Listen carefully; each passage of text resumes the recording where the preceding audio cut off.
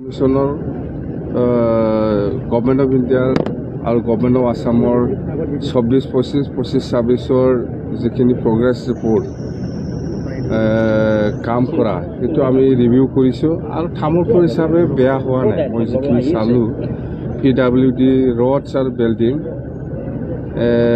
দুটাও ভাল প্ৰগ্ৰেছ 24-25 আৰু 25-26 নতুনটো নাই, এতিয়া আহিবহে।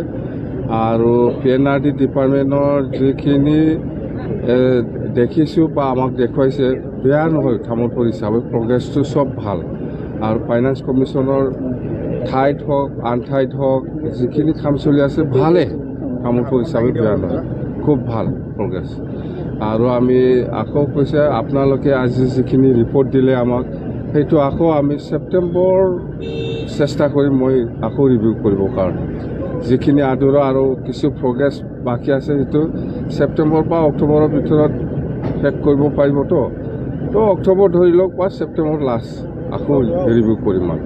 ছাৰ, আমাৰ ঘাইকৈ ৰাষ্ট্ৰীয় ঘাইপথ তামোলপুৰৰ পৰা দৰংগা মেলালৈ 127 ওদালগুৰি ৰোডটো একেবাৰে বেয়া। আপোনালোকে বেয়া কৈছে, মইতো এইটো ৰাস্তাতে যোৱা খালিও অলপ চলপটো থাকে। তামোলপুৰ ওদালগুৰি পথটো একেবাৰে এইটো কাৰণে অলপ চলপ আছে, এইটো মেৰামতিৰ কাৰণে আমাৰ PWD ইঞ্জিনিয়াৰসকলে চাই আছে। কিমান দিন হৈছে চৰকাৰ পইচা আহিছে নতুন, ছেপ্টেম্বৰত আহিব। বাকী কাম কৰা মানুহ যদি আছে আহক, মই কৰিব দিম। বাকী নকৰে না কোনো।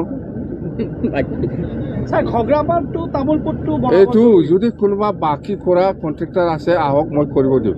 এতিয়া নতুন ফাইনেন্সিয়েল ইয়াৰ, এই যে আমি নতুন চৰকাৰ এইবাৰ জুলাইত বাজেটহে হ'ব না, জুলাইত বাজেটহে হ'ব। তামোলপুৰৰ কাৰণে বিশেষ পেকেজ হ'ব নেকি ছাৰ ৰাস্তা ঘাট নিৰ্মাণৰ ক্ষেত্ৰত? কি পেকেজ? বিশেষ ৰাস্তা কৈছোঁ মই পেকেজ এনাউন্স কৰিব পাৰে, একো ডাঙৰ কথা নহয়, কৰিম মই। কিন্তু এতিয়া পইচা নাই, খালী হাত।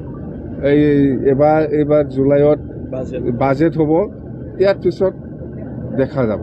কিন্তু বাকী কৰা মানুহ যদি আছে আহক, মই কৰাই দিম, অৰ্ডাৰ দিম মই। আপুনি এইটোৱে সুধি থাকে।